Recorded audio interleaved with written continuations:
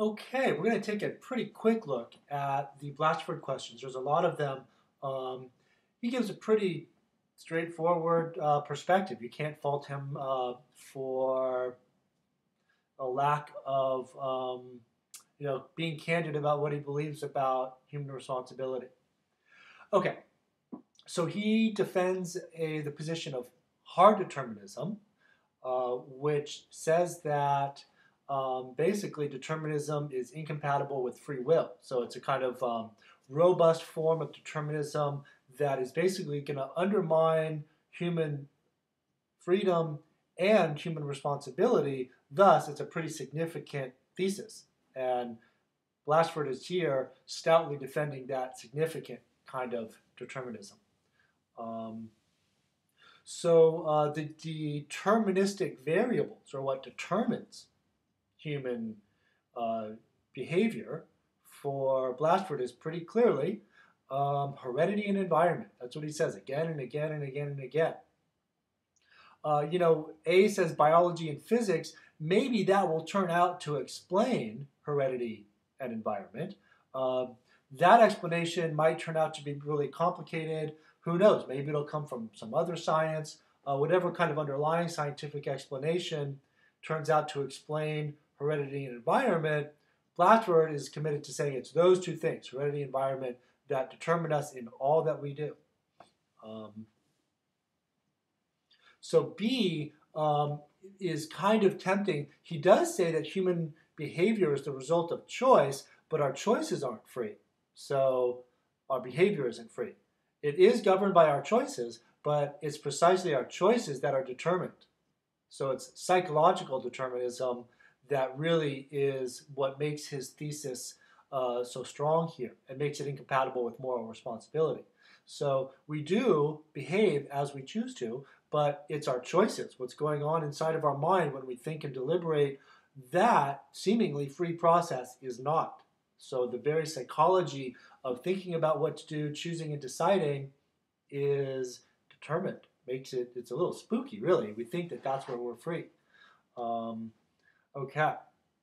So what, as per question number 8, turns out to become of the idea of free will, an act of free will? He says it's a delusion. So it's not occasionally possible. It's not like, oh, it just happens, but not as much as we thought. Neither is it a result of chance. There's not chance in his world. It might be that we could have had a different heredity and been in a different environment that we are in. So maybe there's chance at that level. We might call that contingency. But given that we've got the heredity that we do and we're in the environment that we do, there's no chance in terms of what the outcome of that will be, i.e. our actions, our decisions. Totally determined. Okay. So what do we got here? 9, key to the free will determinism debate is what causes us to make the choices we do. He says, yeah, of course, we are governed by our choices. We act because of our choices. But the real question here is, well, what makes us choose what we do? What, if anything, governs our choices? Are our choices themselves free? So it's not enough to say that we do as we choose to show that we're free, because we have to actually show that our choosing is free. He says no. Okay. So this, I think, is really interesting in 10. The appearance of free choice, and he's here really getting this from Hume, is that, we seem like we deliberate. We seem like we've got freedom and we're kind of like oscillating, and then we just decide. And that's what makes us do what we do, because we decided. And we've got this deliberation, we're pulled this way and pulled that way, and what makes the difference of going this way or that way, chocolate or vanilla, is my choice. And that's where we think we're free. But that Blatchford said, and Hume himself had said much earlier, is that feeling of freedom and deliberation is the pole of different desires. Desires compete for which one is going to have control, and that competition between the desires in us, that gives us the feeling of deliberation and choice, but it's really not. It's this battleground of our desires. One of them will win out, and then we're necessitated by the one that wins. It wins out, and we act accordingly. So that appearance of freedom can be explained away as the kind of battleground between our desires. I think that's pretty interesting. Okay. 11. Everyone but the insane should be held responsible for their behavior. That, I think, is the common sense view. She kind of disparaging refers to as the common man or the average man. I don't think he means that in a disparaging way, but that's the common sense view. And our legal system seems to embody that principle. But here he's saying that nobody should be held responsible for their behavior, because responsibility only makes sense when free will is on the table, and he's here taking it off the table, not a literal table, but he's here saying that the thesis of free will, which is a premise or an assumption behind holding people responsible, turns out to be faulty. So the main premise underlying the idea that people are responsible for their behavior turns out to be false. So we really can't make any sense of holding people responsible. Now, that's kind of an interesting thing.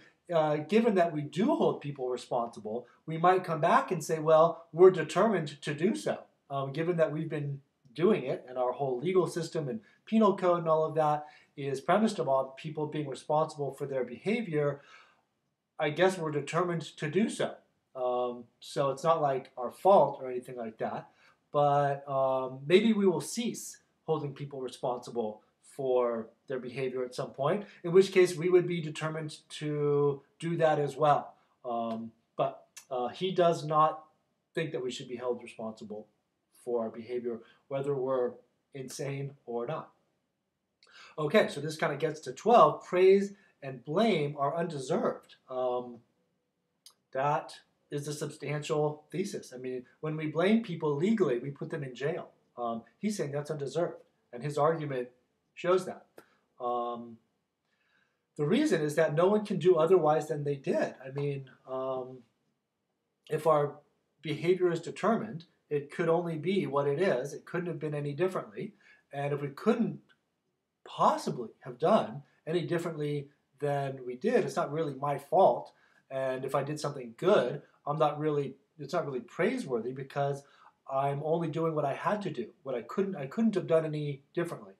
Neither am I really blameworthy if I did something bad, again, because I couldn't have done anything differently. I'm only doing as I was necessitated to do by heredity and environment. So both praise and blame don't really make any sense, because once we're in hard determinism, we can only possibly have done as we actually did. Unless, of course, the whole history of the universe had gone differently. But then we would have just been determined to do something differently, and we still couldn't have done anything other than what we ended up doing on that history. Okay. So 13, it goes, he's always appealing to heredity and environment. That's his stock answer. He says they govern us in all that we do. So, and again here for 14, we see that, sometimes our temperament and our training might pull us in different directions. We might be raised in a kind of violent environment, but we might have a kind of a peaceful temperament. So those things can conflict, and thus we will have hesitation. But that hesitation isn't the kind of open space of our freedom.